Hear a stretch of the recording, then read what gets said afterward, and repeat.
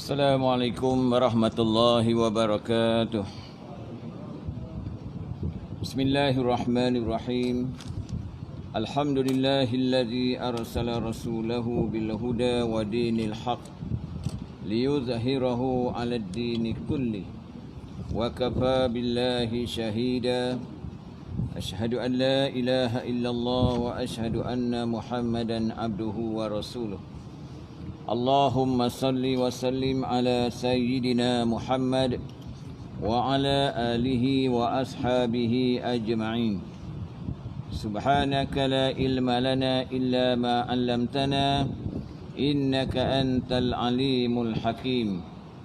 Rabbi shrah li sadri wa yassir li amri wahlul 'uqdatan min lisani yafqahu qawli. Allahumma zidna ilma warzuqna fahma. Allahumma ja'alna hadza jam'ana jam'an marhuma wa tafarruqana min ba'dihi tafarruqan ma'suma. Wala hawla wala quwwata illa billahil aliyyil azim. Yang saya hormati Tuan Pengurusi serta ahli dan kuasa Masjid Ubaidillah, yang dimuliakan Tuan Imam, Tuan Bilal, serta pegawai-pegawai syarak, pemimpin-pemimpin masyarakat, tuan-tuan haji, puan-puan hajah, muslimin, muslimat, hadirin, hadirat yang dirahmati dan dikasihi Allah sekalian. Pertama-tamanya kita bersyukur kepada Allah Subhanahu wa taala kerana dengan keizinan yang Allah berikan kepada kita hingga ke saat ini, keberadaan kita dalam keadaan sihat walafiat, diberikan kita kelapangan masa untuk kita memanfaatkan setiap detik masa yang Allah berikan kepada kita agar kita menjadi hamba Allah yang sentiasa bertakwa dan beriman kepadanya. Mudah-mudahan segala amalan kita diterima Allah dengan sebaik-baiknya dan juga dihimpunkan kita sekalian daripada kalangan hamba Allah yang mendapat naungan rahmatnya pada hari akhirat, insya-Allah. Jadi kita sama-sama memulakan majlis kita pada malam ini dengan kita membaca umul kitab Al-Fatihah. A'udzubillahi minasyaitonirrajim. Bismillahirrahmanirrahim. Alhamdulillahi rabbil alamin. Ar-Rahmanirrahim. مالك يوم الدين إياك نعبد وإياك نستعين اهدنا الصراط المستقيم صراط الذين أنعمت عليهم غير المغضوب عليهم ولا الضالين آمين. Muslimin muslimat yang dirahmati Allah sekalian, jadi pada malam ini saya mengisi kekosongan untuk kita sama-sama mendapat manfaat berkaitan dengan persediaan untuk kita menghadapi Ramadan Al-Mubarak yang insya-Allah dalam tempoh mungkin 13 ataupun 12 hari lagi kita sama-sama akan menyambut Ramadan Al-Mubarak ini dan mudah-mudahan Allah memberikan kita kesempatan, ruang dan juga peluang agar dapat kita menemui Ramadan pada tahun ini, insya-Allah. Walaupun begitu, kita tak tahu. Dalam kita menunggu, menanti bulan yang penuh dengan keberkatan ini, kita tak tahu adakah kita sempat ataupun tidak, wallahu alam. Tapi kita harap sangat mudah-mudahan kita sempat lagi bertemu Ramadan tahun ini, dan andai kata diberikan peluang itu untuk kita melaksanakan segala peribadatan dalam bulan ini, maka mudah-mudahan anggaplah itu merupakan Ramadan kita yang terakhir. Jadi kena buat sungguh-sungguh, kena buat secara istiqamah, kena buat secara orang kata penuh dengan pengharapan, sebab ulama memberi pesan kepada kita, setiap kali kita selesai menunaikan sesuatu ibadah kepada Allah, maka dua sifat ini perlu ada kepada kita sekalian, iaitu sifat al-khauf dan sifat ar-raja. Bukan rojak. Rojak tu makanan. Ini rojak. Ya. Dalam bahasa Arab semua tu. Ya. Al-khaw ni rasa takut. Ya. Rasa takut kalau ibadah yang kita buat itu tak diterima. Memang kita mengharap dan berdoa kepada Allah agar ibadah kita diterima Allah. Sebab itulah yang nanti yang akan menyelamatkan kita. Bukan harta, bukan keturunan, bukan pangkat, bukan bintang kebesaran, tidak. Tapi amal-amal yang soleh. Semua akan bawa. Itu satu. Yang kedua, raja. Penuh pengharapan. Penuh dengan kita mengharap kepada Allah Ta'ala agar amalan yang kita buat sejak kita akil balik sampai kita nak mati. Berapa banyak tu, berapa lama, kita pun tak tahu. Tapi harapan kita agar ibadah-ibadah yang Allah beri kita hidup sepanjang itu, Allah akan terima dengan sebaik-baiknya, insyaAllah. Ini di antara pesanan ulama. Sebab itu saya memetik daripada pesanan ulama terhadap tajuk yang saya bicarakan pada malam ini. Dan saya yakin muslimin muslimat dah ada ilmu, dah ada persiapan, persediaan untuk melakukan ibadah ini. Kita dah ada persiapan, cuma kita nak ingat kembali, kita nak buat ulangan, tikrar. Sebab apa? Kadang-kadang kita lupa, kadang-kadang kita tak ingat. Sebab puasa ni kita buat dalam setahun hanya sebulan. Kalau hari-hari kita buat, mungkin kita jagalah tu. Kita tak adalah nak lupa apa kan. Itu pun kadang-kadang lupa juga. Dalam sembahyang pun kan. Tapi yang ini, sebab itu kalau kita tengok daripada beberapa hadis Nabi, tentang perkara-perkara yang berkaitan dengan kelebihan dan fadilat bulan ini, kita biasa dengar. Antara maksud Nabi menyatakan, permulaan Ramadan itu dengan kerahmatan Allah, kasih sayang Allah. Pertengahan Ramadan dipenuhi dengan keampunan daripada Allah.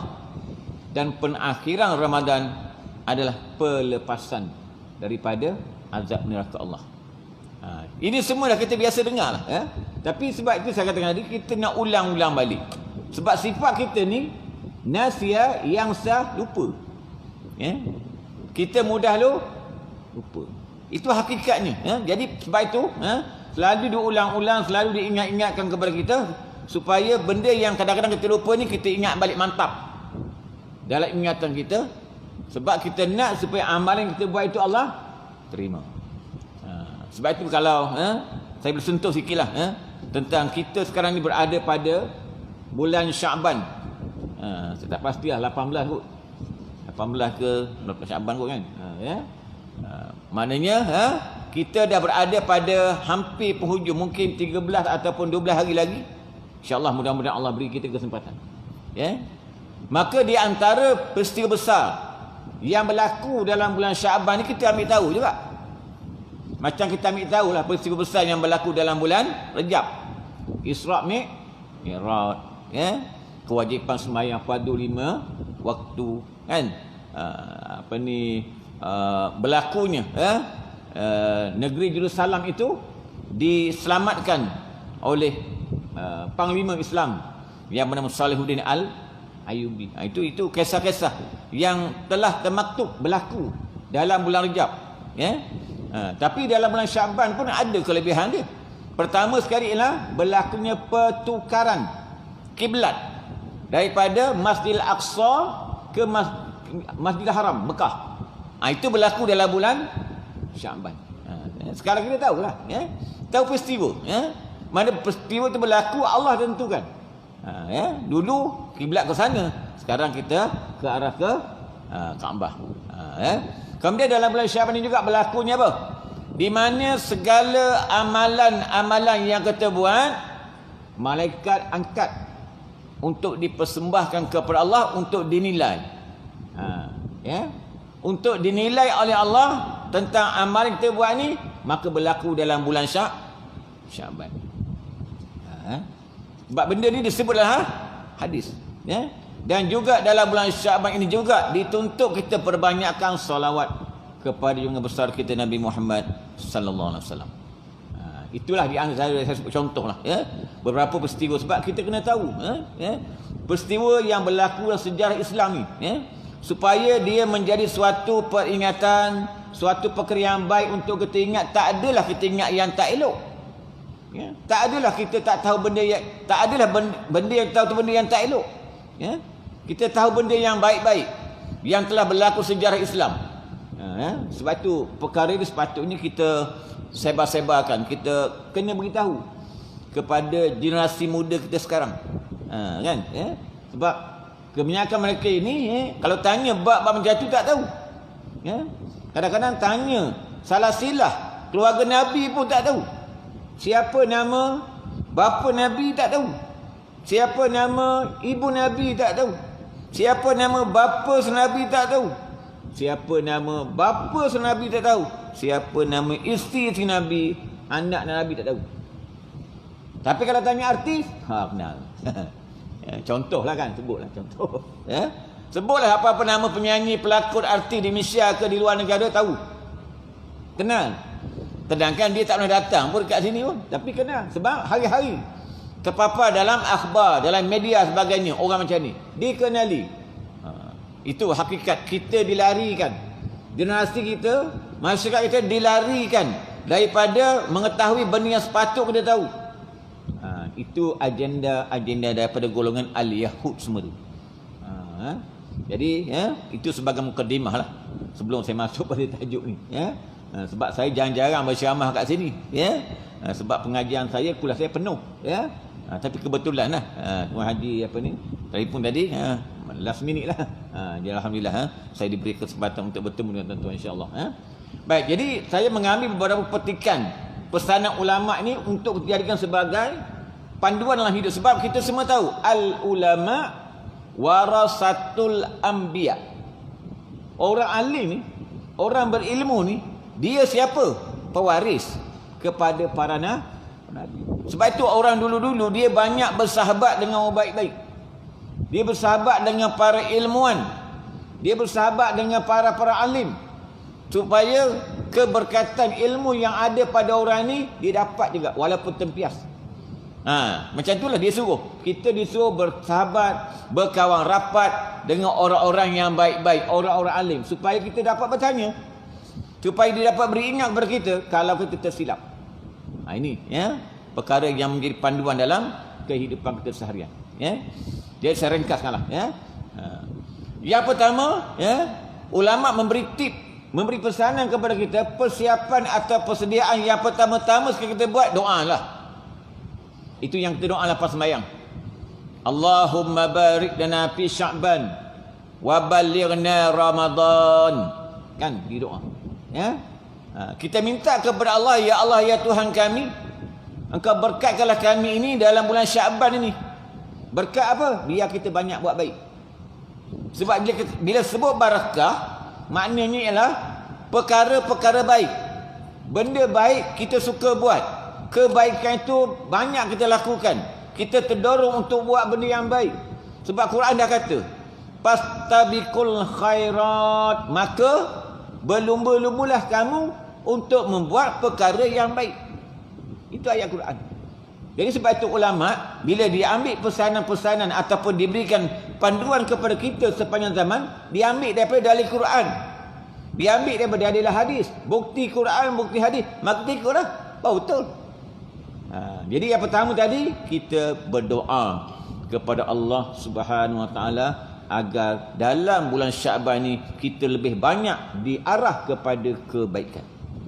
Wa ballighna Ramadan, dan sampaikan kami ya Allah bertemu dalam bulan Ramadan tahun ini. Sebab saya sebutkan tadi pada awal-awal kita tak tahu. Dalam kita menunggu-nunggu ni sempat ke tidak, tak tahu.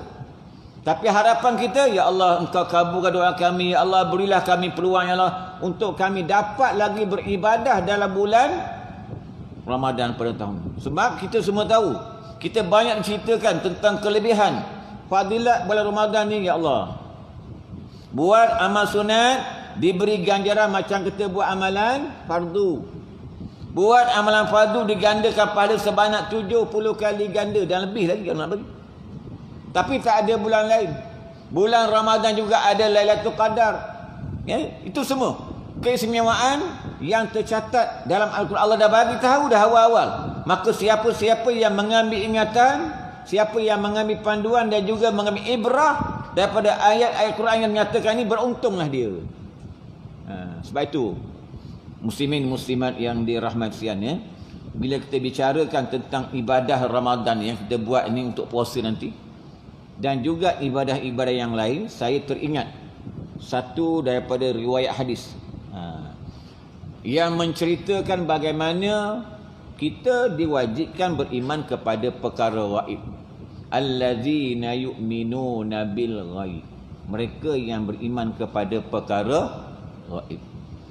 Jadi di alam kita beriman dan percaya kepada perkara ghaib ini adalah satu daripadanya, kita percaya bahawa di akhirat nanti tiap-tiap kita ni akan meniti sirat, akan melalui sirat, titian yang sangat halus, yang sangat tajam. Pada logik akal, macam mana lepas? Macam mana nak boleh lepas? Kita meniti suatu titian yang sangat halus, lebih halus daripada seurat rambut yang di belah 7. Tajam lagi, lebih tajam daripada mata pedang. Pada logik akal, payah macam mana ni? Tapi pergantungan lepas tak lepas kepada amal kita. Sebab itu yang kita bawa. Maka ulama memberikan pesanan bahawa semasa manusia ni melalui titian sirat, maka ada 7 sekatan. Ada 7, kalau istilah kata apa? Roadblock lah. Sekatan. Lepas satu. Ni. Lepas satu, tak lepas 2 jatuh. Sampai kepada sekatan yang ke-7. Apa benda dia nanya tu? Pada sekatan pertama, kita akan ditanya, disoal tentang syahadah. Asyhadu an la ilaha illallah wa asyhadu anna Muhammadar Rasulullah. Sebut syahadah pun kena betul. Asyhadu. Ada orang sebut asyhadu. Dia dengar sama macam tak? Ya, asyhadu. Shin tu tanda mati, ha itu bagi patah. Tapi kalau ada orang tak belajar, asyhadu. Dan semayang perlu asyhadu, tak betul manjang. Betul kalau. Kan? Jadi kita insya-Allah betul, tak ada masalah. Ya? Akan ditanya kita tentang kita mengucap itu, mengaku Allah Tuhan kita, Nabi Muhammad Rasulullah. Apa bukti? Apa yang kau ucap dengan lidah, engkau yakin dengan hati pada kalimah syahadah ni, tapi macam mana perbuatan kau? Kita tak ada buat benda-benda yang syirik. Tapi kadang-kadang ada setengah-setengah orang lah. Tanya dia, engkau beriman pada Allah? Beriman sah. Memanglah, memang mengaku Allah Tuhan kita. Nabi Muhammad, memang Rasulullah. Okey? Tapi kadang-kadang ada setengah-setengah mereka ni, dalam bab-bab yang tertentu, mereka melakukan perkara syirik kepada Allah. Contoh, dalam perawatan sakit. Sakit yang misteri maksud saya lah. Sakit yang tak boleh dirawat oleh pakar-pakar perubatan moden. Dia pergi jumpa bomoh, jumpa dukun, jumpa pawang sebagainya. Orang ni dia ada bacaan dia. Mula-mula bismillahirrahmanirrahim, Allahumma salli ala sayyidina Muhammad. Lepas tu mengapu. Dibaca mentera dia. Ya, kita pun dengar tak faham. Tanya dia, kau faham tak? Saya pun tak tahu tu. Sebab dia hafal daripada guru dia. Dia panggil tu. Mentera yang dipanggil siapa? Dipanggil jin untuk berdamping dengan dia. Dan ada orang yang ini kadang-kadang mengamalkan sihir. Tak mustahil. Ya. Orang yang kena penyakit yang payah nak diubati oleh orang-orang biasa, oleh pakar, tak boleh. Pergi dengan dia, baik. Ya. Kanser baik. Penyakit buah pinggang, rapat dengan dia, baik. Hebat tak? Oh, hebat dia ni, rukun ni hebat ni. Ya. Sedangkan dia ni mendapat pertolongan daripada jin, daripada makhluk-makhluk halus. Ya. Benda ni tolong. Tapi yang menyebabkan dia ni baik, Allah Ta'ala. Allah nak tengok sejauh mana orang yang sesat. Ada orang buat. Kita tak ada buat macam tu. Ya. Tapi dia mengaku Allah Tuhan dia. Mengaku Nabi Muhammad Rasulullah. Tapi dalam perbuatan habis. Tanya tu. Yang pertama tentang kalimah syahadah. Sekatan kedua, tanya tentang bab solat. Allah, bila tanya bab solat ni yang kita fikirkan, ya Allah, macam mana? Ya. Bab-bab hukum tentang semayang kadang-kadang ada orang tak faham. Ya. Ada orang kadang-kadang dia semayang, tiba-tiba dia keluar macam tu. Mengapa ni? Oh, terlupa makan Ustaz. Nanti kalau saya lambatkan semayang, makan ni Allah kebah habislah. Saya makan semula. Dah masuk semayang lah. Dah masuk dalam semayang, lepas tu keluar balik. Sebab itu kalau saya habiskan semayang nanti makannya, nanti orang habiskan, saya tak sempat. Masuk keluar balik. Apa hukum? Orang yang tahu hukum tidak akan keluar. Kalau kita, macam mana dikira ni kita dah masuk dalam solat? Bila mana kita sebut Allahu Akbar, dah masuk. Sampai kalimah kita sebut takbir tu Allahu Akbar, maka orang ni dah masuk dalam solat, dia tak boleh keluar sehinggalah dia habis semayang. Tapi kalau ada orang yang tak berilmu, Allahu Akbar, teringat. Ya? Dia teringat dalam semayang dia, ya Allah, orang sedang, dia dengar orang sedang makan apa-apa ni, terlintas, kalau saya habiskan semayang ni, agaknya habislah makanan, tak sempat dah saya makan ni. Dia keluar dulu. Maka dia berdosa. Walaupun dia semayang semula. Tapi kalau dia sebut Allah, tak sempat, Akbar, dia keluar, maka dia belum dikira dalam solat, maka dia keluar, dia tak berdosa. Itu ilmu. Saya kira ilmu lah. Nak cerita tentang ilmu, bagaimana seseorang yang berilmu, dia tahu macam mana kedudukan dia, dikira masa solat ataupun tidak. Maka dia tahu nak bezakan berdosa ke tak berdosa. Itu belum masuk bab-bab lain lagi. Jadi dalam bab semayang, kita semua tahulah, ya, Nabi dah selalu sebut. Nabi selalu ingat pada kita, as-salatu imaduddin, wa man aqamaha faqad aqamaddin, wa man tarakaha faqad hadamaddin, au kama qala Allah. Sebut, kita faham, kita mengerti makna hadis itu, gerun timbul rasa ketakutan kepada kita ni, ya Allah. Nabi kata sembahyang itu adalah tiang agama. Orang kata pasak, teras, perkara paling utama. Dia semayang yang paling utama, ditanya nanti pada tiap orang semayang lah, ibadah yang pertama-tama. Maka Nabi kata siapa yang mendirikan semayang, bermakna dia mendirikan agama dia. Siapa yang tinggal solat, maka dia meruntuhkan agama dia, macam tak ada agama. Wal-iyazubillah min zalik. Betapa ramai orang Islam di luar sana yang tak solat. Betapa ramai orang yang masuk hospital tak semayang. Sebab apa? Sebab masa sihat tak belajar. Masa sihat tak belajar macam mana kalau sakit masa wad, macam mana nak ambil semayang. Tak tahu. Maka akhirnya tak semayang tak? Allahu Akbar. Adakah gugur semayang kalau engkau masa wad? Tak ada. Selagi engkau masih sihat, engkau masih waras, walaupun kau sakit, masihlah ada ruh lagi, belum sampai ke halkum, kewajipan semayang tak gugur. Tapi itu hakikat. Ya? Betapa orang yang kadang-kadang bila dia ni sakit, ditahan di ward hospital sebagainya, seminggu tak semayang. Yang koma lain. Orang yang koma itu bab lain, sebab dia tak sedar. Bila sedar kena qada. Ini orang yang sedar, duduk atas katil, tengok je orang. Tengok orang hadir melawat orang lain, dia tengok dalam. Dah semayang? Tak ada semayang, wajib berselerak. Tengok semayang. Ya? Tak ada semayang, saya ni nak macam mana semayang ni, tak tahu nak ambil semayang macam mana. Saya tak boleh ambil semayang. Tak tahu. Sebab apa? Sebab tak belajar. Sebab itu muslimin muslimat yang dirahmati sekalian, peluang Allah bagi sihat ni, sebab itu Nabi katakan, dua nikmat yang Nabi dah sebut, yang banyak dilupakan oleh manusia. Dua nikmat ni, nikmat sihat, nikmat waktu lapang. Dia habiskan begitu je. Kita tak sihat, kita belajar. Ada waktu lapang, kita datang kuliah, mendengar kuliah, belajar nak tambah ilmu. Bila kita belajar ilmu, tiba-tiba kita sakit, kita masuk wad, kita belajar ilmu tentang bagaimana kita nak berwuduk, macam mana kita nak solat, kita ke mana kita tak boleh qiyam, tak boleh duduk baring, mengiring, dalam keadaan sembahyang dalam keadaan berbaring, menggerakkan kelopak mata. Sembahyang nak kena ingat dalam pemikiran kita dalam solat, tak boleh gerak apa-apa dah, pun kena sembahyang. Dia belajar ilmu tu waktu dia boleh buat, alhamdulillah selamat. Tapi kalau tak belajar, itulah memang sekatan yang kedua ditanya kepada kita ketika melalui sirat. Sampai kepada sekatan ketiga tanya dalam bab puasa ni. Yang kita bincang. Tanya tentang ibadah puasa yang kita buat tiap-tiap tahun pada bulan Ramadan macam mana? Adakah kau puasa itu ikut macam mana Nabi bagi tahu? Nabi beri ingat pada kita. Betapa ramai orang yang berpuasa tetapi dia tidak mendapat apa-apa daripada puasa dia kecuali lapar dan dahaga. Bermakna bila Nabi sebut macam tu, adalah orang macam tu. Puasa dia tak makan, puasa dia tak minum, tu je. Tapi anggota tak puasa.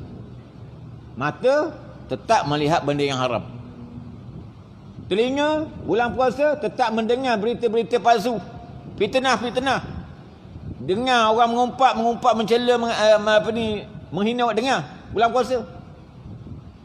Mulut, dia kata apa? Ya. Mulut yang banyak ni. Sembang sebab nak masak awal tu. Ya. Masa panjang, nak masak pukul 10 pagi awal lagi. Kita masak biasa pukul 3, pukul 4. Jadi masa tu kita jumpa lah geng kita 3-4 orang, cerita. Mula-mula cerita biasa-biasa je. Lepas tu masuk cerita orang pula. Masuk mengumpat Allahu Akbar. Bulan puasa. Kita tak ada buat macam tu, kita jagalah sebab kita ada ilmu. Kalau buat macam tu maka lapar dia mendah satu hari tu dia tak minum sebagainya sia-sia je. Tak ada apa-apa. Sebab Nabi dah cakap tadi. Memang ada betapa ramai Nabi kata tu. Mana ramai orang yang puasa dia hanya mendapat lapar dahaga. Yang sedikit berpuasa diterima hanyalah jumlah yang kecil. Mudah-mudahan termasuk kita insya-Allah. Jadi kita faham tu. Dalam buat puasa ni kita dah selalu diingat-ingatkan. Bila mana kita puasa, bermakna kita menjaga seluruh anggota panca indera kita ini daripada membuat perkara yang terlarang. Bukan hanya tak makan, bukan hanya tak minum, tetapi menahan seluruh anggota kita daripada buat maksiat. Itu kita faham insya-Allah. Sampai kepada sekatan yang keempat, ditanya bab haji. Dalam bab haji kita tahulah, sebelum kita pergi haji kita kursus 17 minggu. Sampai kat sana rupa-rupanya lain. Apa yang kita belajar dalam bab kursus haji ni, sampai kat sana kita kena buat sendiri je. Tapi kita dah ada ilmu lah, alhamdulillah. Kita dah ada ilmu, tahulah. Tapi kadang-kadang ada orang, bila mana dia melakukan ibadah haji, ada perkara yang dia langgar. Masa tawaf macam mana? Engkau nak tawaf ni, bagi nak keliling macam mana? Kena ada syarat dia. Kemudian menjadikan bahu kiri menghadap ke arah kiri, ke Kaabah. Jangan sampai berpaling dada dan sebagainya. Jaga tu. Sebab kita buat mungkin sekali itulah seumur hidup. Itulah pertama terakhir kita pergi buat tu. Tapi ada orang kadang-kadang Allah, bukan nak tu, hakikat kita tengoklah. Orang daripada pagi boleh kata setiap waktu tu dia pergi ke Masjidil Haram, sembahyang kat sana. Tapi ada segelintir sembahyang kat hotel. Dia ada pendapat dia sendiri ke? Dia kata, Ustaz, kita orang sembahyang kat hotel ni sebab hotel yang kami duduk ni pun dah masuk dalam kawasan Masjidil Haram.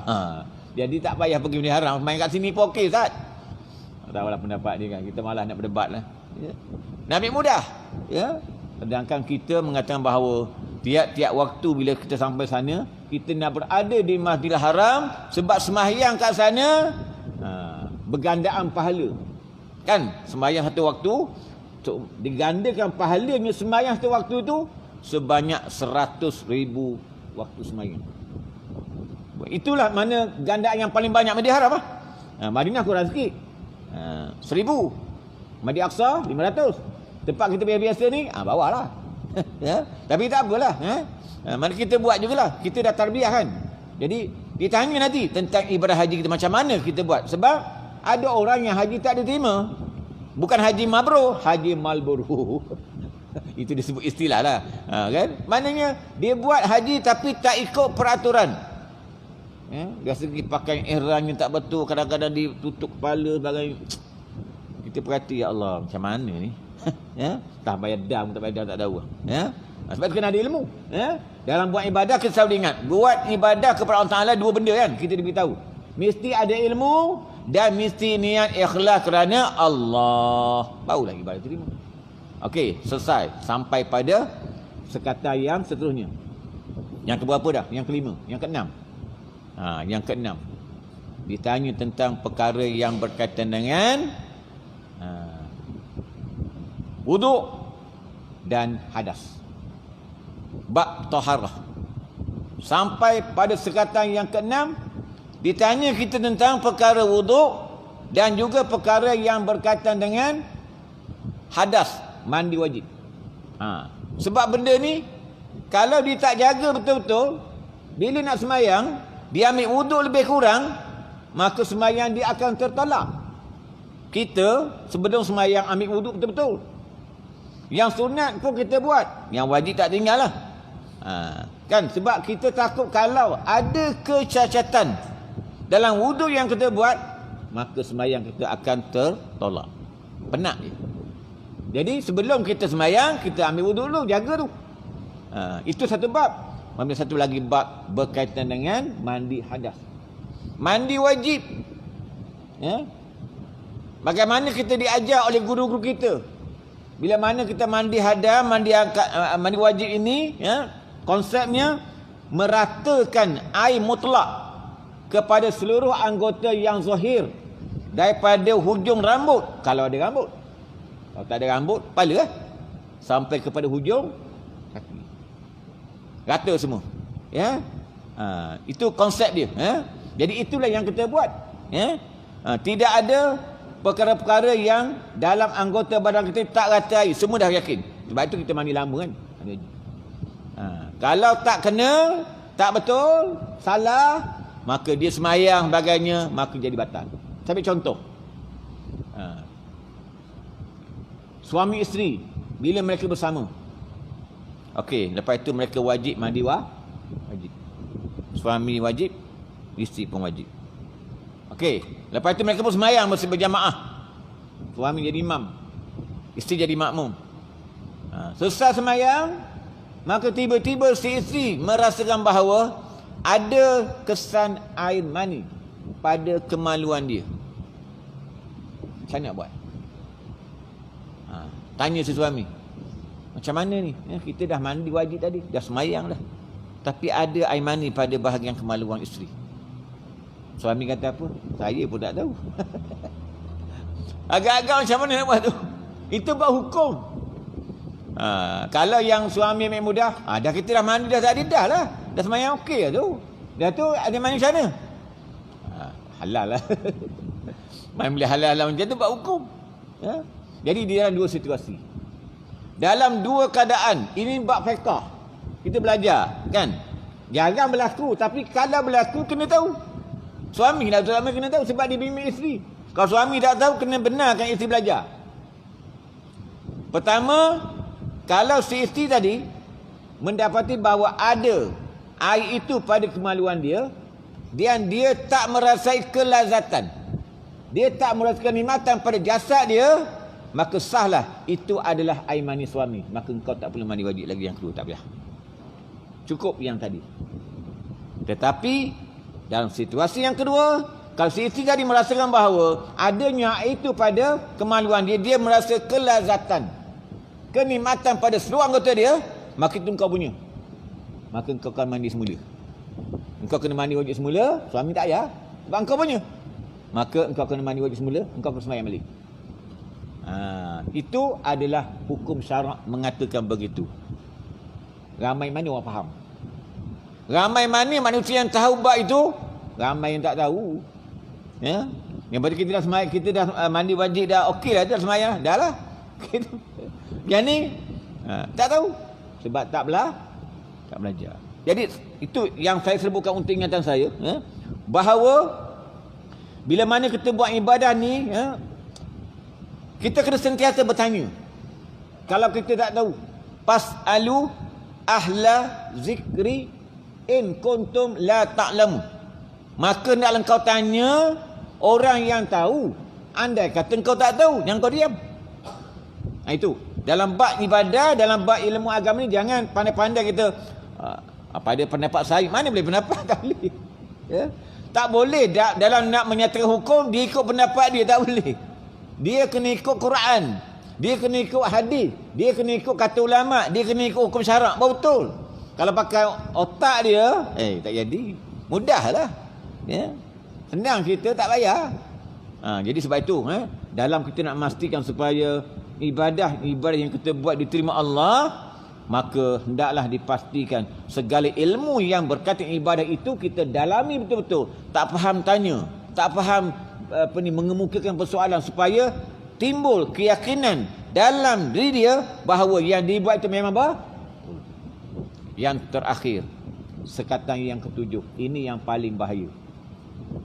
Ditanya tentang adakah kita ada membuat kezaliman atau penganiayaan terhadap makhluk-makhluk Allah dan juga manusia. Ini bab yang berkait dengan dosa kita dengan manusia. Susah ni selesai. Yang tadi okey ya. Yang tadi kalau maknanya bab ibadah tu kita dengan Allah Taala kan, kalau tersilap macam kita sembahyang tadi. Kita baca istighfar. Tiap kali lepas sembahyang kita baca istighfar. Apa tujuan? Sebab tujuannya kita nak minta ampun kepada Allah. Andai kata kalau dah sembahyang yang kita buat dah tu ada silap, ada salah, ada tak khusyuk sebagainya, lepas sembahyang kita minta ampun dah. Itu tujuan kita baca istighfar. 3 kali lepas solat sekurang-kurangnya, supaya Allah ampunkan. Tapi yang ni, yang terakhir ni akan ditanya kepada kita tentang bagaimana engkau semasa kat dunia dulu ada tak menyakiti orang, ada tak menzalimi orang, ada tak menzalimi makhluk-makhluk Allah. Beratlah tu. Ya, kalau tak ada okeylah. Tapi rasanya ada kot. Kan? Takut ada kita terbuat. Kita menganiaya orang, kita menzalimi orang, menganiaya makhluk Allah, menganiaya binatang, menganiaya alam, menganiaya pokok-pokok sebagainya. Itu semua perkara-perkara tak akan selesai kat dunia, akan berlaku di akhirat, tuntut balik. Sebab Allah tu Maha Adil. Kalau ada manusia dibuat zalim pada binatang pun, maka binatang akan tuntut hak dia. Mengapa engkau buat zalim pada aku? Sedangkan binatang pun dia nak hidup di muka bumi Allah Ta'ala ni, bukan manusia je. Tapi bila ada manusia yang zalimkan dia, aniaya dia, maka di sana akan ditanya balik ketika mana nak melepasi titian sirat yang terakhir. Jadi kalau dapat melepasi tujuh ini, maka barulah dipersilakan masuk ke syurga. Sukar, payah, bukan mudah untuk melepasi ini, sebab sekatan tadi cukup banyak. Jadi kita ambil ingatan muslimin-muslimat. Jadi saya bagi ruang untuk azan ya. Okey ya. Kita sambung lepas ni insya-Allah. Tapi tak ada iklan tak ada iklan. Kita dengan azan lah kita beri luan azan untuk azan isyak.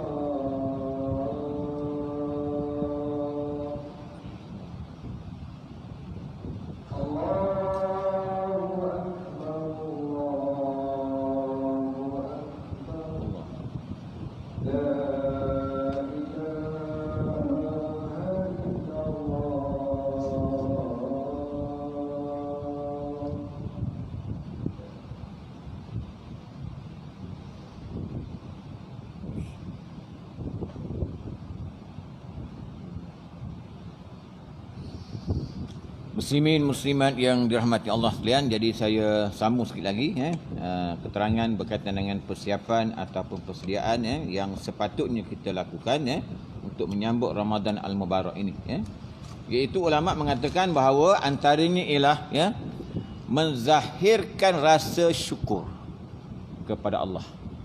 Bersyukur ya Allah kerana diberikan kesempatan untuk bertemu dalam bulan yang penuh dengan pengampunan. Kan? Maksudnya dalam bulan Ramadan ni Allah akan mengampuni dosa hamba-hambanya yang berdosa kecuali mereka yang syirik. Jadi bersyukurlah, berterima kasih kepada Allah kerana Allah masih lagi memberi kesempatan kepada kita untuk kita bertemu dalam bulan yang penuh dengan pengampunan ini. Jadi perbanyakkan kita minta ampun, istighfar kepada Allah Ta'ala atas dosa-dosa yang telah kita buat sepanjang tahun-tahun yang lalu. Itu pun di antara persiapan yang ulama pesan. Yang ketiga, kita merasa suatu kegembiraan, farhan, suatu seronok, suatu yang rasa suka, rasa gembira kerana datangnya bulan ini. Bila mana kita merasakan kesukaan, kenapa? Sebab kita merasakan bahawa dengan kedatangan bulan Ramadan yang penuh dengan keberkatan ini, maka kita diberikan kesempatan untuk mendapat ganjaran pahala yang besar daripada Allah berbanding dengan bulan-bulan yang lain. Itu hakikatnya. Sebab itu kita sebut apa? Ahlan wa sahlan ya marhaban.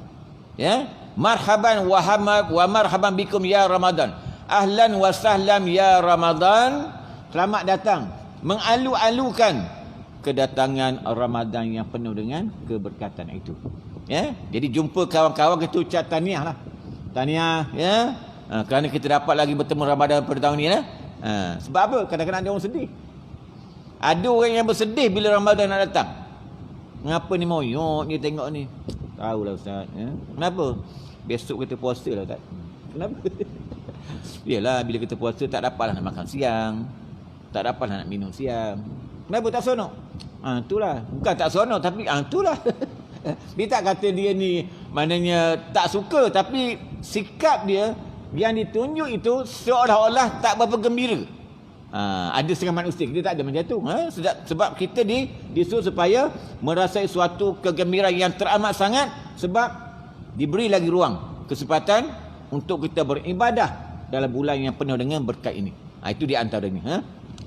Dan satu perkara juga yang diingat pada kita ialah kita perlu merancang. Kita perlu membuat satu perancangan. Apakah aktiviti, apakah di antara amalan yang wajar kita buat dalam bulan Ramadan ni? Kita buat lah. Yang kita buat satu lah tadarus Quran, qiyamul lail, banyakkan sembahyang sunat, banyakkan amalan sunat, banyakkan sedekah sebagainya. Mana kita penuhkan Ramadan sebulan itu dengan aktiviti yang boleh menggandakan pahala kita kepada Allah Ta'ala. Antara tadilah kita sembahyang malam, antaranya kita mendirikan sembahyang sunat tasbih, sunat tahajud, sunat taubat, sembahyang hajat, dan ditutup dengan witir. Tambah lagi dengan apa? Baca Quran. Selesai bertadarus bersama jemaah kat masjid, sambung kat rumah. Kurangkan tidur. Banyakkan amal-amal soleh. Dah rebut ni. Tambah lagi kalau 10 terakhir bulan Ramadan. Sebab Nabi buat begitu. Nabi pada 10 terakhir kurang tidur. Kita terbalik. Kita dalam 10 terakhir Ramadan, kita kurang tidur juga Ustaz. Saya kurang tidur 10 Ramadan. Tapi buat apa tu? Baguslah nak tunggu Lailatul Qadar. Tak, kita buat kuih tak? Tempahan kuih banyak sangat. Jadi tak tidur lewat juga. Macam tu. Yalah macam ni. Dia tidur lewat juga, tapi dia bernafaskan sebab menyiapkan tempahan-tempahan. Tak apalah kan. Tapi yang ni jangan tinggal. Engkau menanti Lailatul Qadar ini pada 10 yang terakhir yang ganjil yang Nabi sebut kan. Jadi itu maknanya kita menanti, kurangkan tidur, banyakkan untuk beramal. Mudah-mudahan kita berdoa kepada Taala. Kalau tahun-tahun lepas mungkin kita bertemu Lailatul Qadar ni pada ujung-ujung je. Hatta matla'il fajr. Habis ya? Lailatul Qadar ni akan berakhir apabila terbit fajar. Masuk subuh habis ya? Jadi kita kalau kita bangun pukul 5.30, pukul 5 sebelum subuh kita buat amal, dapat lagi tu. Dapat lagi tempias. Dapat lagi ujung-ujung tu insya-Allah ya. Tapi kalau dah kita bangun lagi awal pukul 3.30, pukul 4 tu dah ada program tu dekat masjid ni Selandau. Dia dah rancang cari dah ya ustaz-ustaz ni. Saya pun terlibat untuk buat program qiyam mulai 4.30 pagi. 10 yang terakhir. Jadi kalau masjid boleh buat bagus juga. Kan rancang insya-Allah adalah tu. Tak ramai pun tak apa. Yang datang tu ikhlas. Yang datang untuk qiyamul lail ni 4.30 pagi melakukan amalan antara sembahyang tahajud, sembahyang taubat, sembahyang tasbih, sembahyang hajat, witir. Cukuplah tu ya. Sampai tu subuh sampai ya. Ambil kesempatan. Kalau tahun-tahun lepas kita rasa buat tak banyak itu, tak sempat tasbih je, sempat tahajud je, yang lain tak sempat. Mungkin dulu kita tak sihat.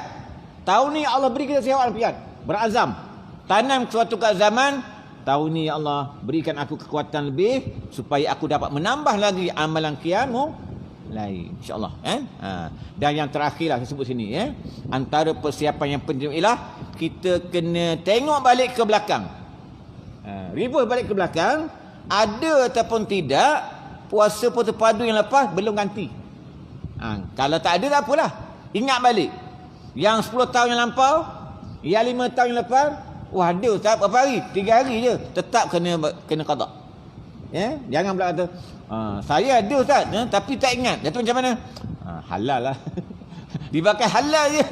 Tak boleh Hutang dengan Allah tetap kena bayar. Apatah lagi dengan hutang manusia kan. Hutang Allah lagi kena bayar. Jadi kalau rasa-rasanya dia ada merasakan bahawa ada 1 hari, ada 5 hari, ada 3 hari, ada seminggu, yang lepas-lepas ni yang lama ni masih belum qada, maka itu menjadi kewajipan untuk dia ganti sebelum bertemu Ramadan pada tahun insya-Allah. Sebab bila mana bertangguh untuk qada Ramadan itu, maka akan bertambahlah fidyah yang dia kena bayar lagi banyak. Jadi muslimin muslimat yang dirahmati sekalian banyak lagi kalau nak cakap ni tapi saya cukup sekadar itulah untuk kita sambil mengambil pengajaran atau ingatan mudah-mudahan apa yang telah saya sampaikan tadi dia campur saya tak hanya menyentuh kepada menyambut Ramadan saja, tapi perkara-perkara yang kita sebagai tempuh, iaitu berada di titian sirat. Mudah-mudahan kita semua ni insya-Allah Allah permudahkan urusan kita untuk melintasi sirat. Mudah-mudahan kita semua terlepas dan selamat daripada sekatan-sekatan yang telah disebutkan insya-Allah. Jadi sekadar itu dahulu apa yang dapat saya sampaikan pada malam ini. Wabillahi taufiq wal hidayah. Wassalamualaikum warahmatullahi wabarakatuh. Al-Fatihah wal maghfirah ila arwah Haji Hashim bin Wahab, Hajjah Hasnah binti Ahmad, Pai bin Imbam, Mahani binti Montel, Zairi binti Pai, Zaimi bin Fai. Al-Fatihah. A'udzubillahi minasyaitonir rajim. Bismillahirrahmanirrahim. Alhamdulillahi rabbil alamin. Ar-Rahmanir Rahim. Maliki yaumiddin. Iyyaka na'budu wa iyyaka nasta'in. Ihdinas siratal mustaqim. Siratal ladzina an'amta 'alaihim ghairil maghdubi 'alaihim waladdallin. Amin. Bismillahirrahmanirrahim. Qul huwallahu ahad. Allahus samad. Lam yalid wa lam yulad wa lam yakul lahu kufuwan ahad. Bismillahirrahmanirrahim. Qul huwallahu ahad. Allahus samad. Lam yalid wa lam yulad wa lam yakul lahu kufuwan ahad.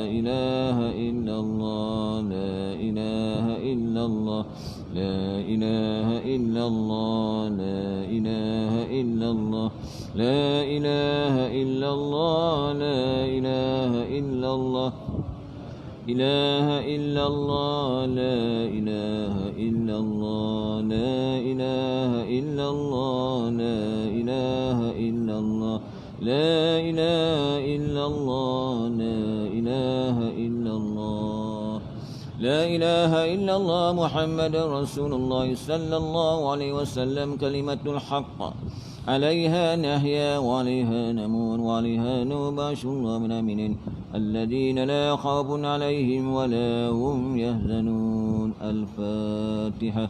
أعوذ بالله من الشيطان الرجيم. بسم الله الرحمن الرحيم. الحمد لله رب العالمين الرحمن الرحيم مالك يوم الدين إياك نعبد وإياك نستعين اهدنا الصراط المستقيم صراط الذين أنعمت عليهم غير المغضوب عليهم ولا الضالين آمين. أعوذ بالله من الشيطان الرجيم. بسم الله الرحمن الرحيم. الحمد لله رب العالمين حمدا حامدي حمدا شاكري حمدا صابرين حمدا مستغفرين حمدا يمه ويكافئ مزيدا. يا ربنا لك الحمد كما ينبغي لجلال وجهك وعظيم سلطانه وعلى آله وأصحابه أجمعين. اللهم صل على سيدنا محمد صلاة تنجنا بها من جميع الأحوال والآفات وتقضي لنا بها جميع الحاجات وتطهرنا بها من جميع السيئات وترفعنا بها إلى أعلى الدرجات وتبلغنا بها الصلاة من جميع الخيرات في الحياة وبعد الممات وعلى آله وأصحابه أجمعين.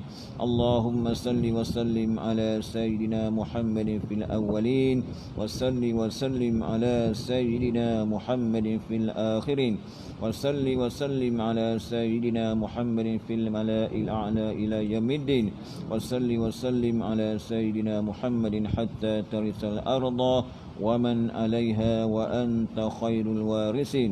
اللهم اغفر للمؤمنين والمؤمنات والمسلمين والمسلمات الأحياء منهم والأموات وخصوصا إلى المرحوم حاج هاشم بن وهب فاي بن أمبام زيمي بن فاي ثم إلى أرواح المرحومة حاج حسنة بنت أحمد محني بنت منتل زيري بنت فاي.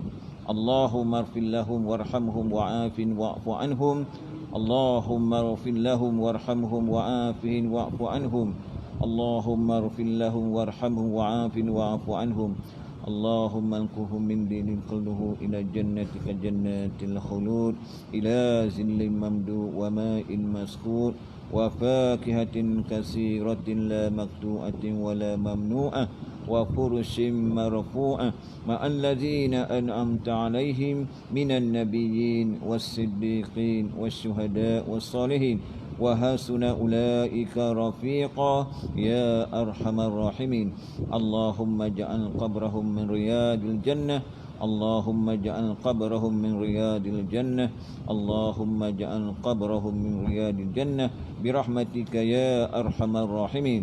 اللهم ربنا لا تؤاخذنا إن نسينا أو أخطأنا ربنا ولا تحمل علينا إصرا كما حملته على الذين من قبلنا ربنا ولا تحملنا ما لا طاقة لنا به واعف عنا واغفر لنا وارحمنا أنت مولانا فانصرنا على القوم الكافرين. اللهم اصرف عنا من البلاء والوباء والفتنة والفحشاء والمنكر والفسوق والنفاق والرياء والمعصية ونعوذ بالله من شرور أنفسنا ومن سيئات أعمالنا. اللهم اجعلنا ديننا دين محمد صلى الله عليه وسلم وإسلامنا إسلام المسلمين وإيماننا إيمان المؤمنين وصلاتنا صلاة الخاشعين وأعمالنا أعمال الصالحين ونياتنا نيات المخلصين وحياتنا حياة العلماء وأمواتنا أموات النبيين والصديقين والشهداء وذنوبنا ذنوب المستغفرين. اللهم إنا نسألك سلامة في الدين وآفية في الجسد وزيادة في العلم وبركة في الرزق وتوبة قبل الموت ورحمة عند الموت ومغفرة بعد الموت. اللهم حون علينا في سكرات الموت. اللهم حون علينا في سكرات الموت. اللهم حون علينا في سكرات الموت والنجاة من النار والعفو عن الحساب.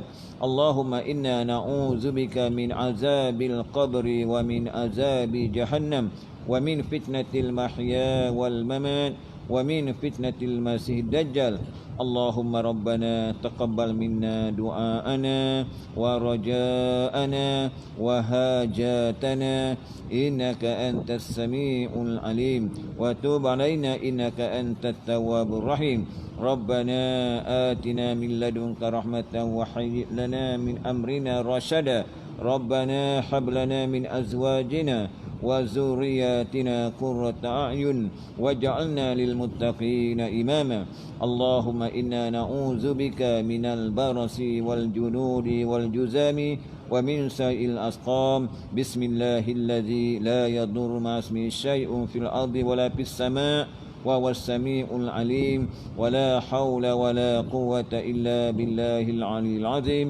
لا إله إلا أنت سبحانك إنا كنا من الظالمين. ربنا آتنا في الدنيا حسنة وفي الآخرة حسنة وقنا عذاب النار.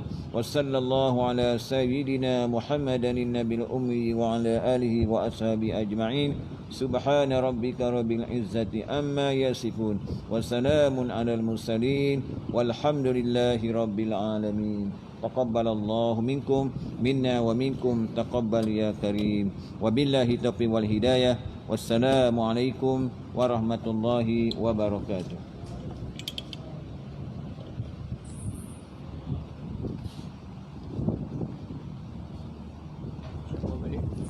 Oh,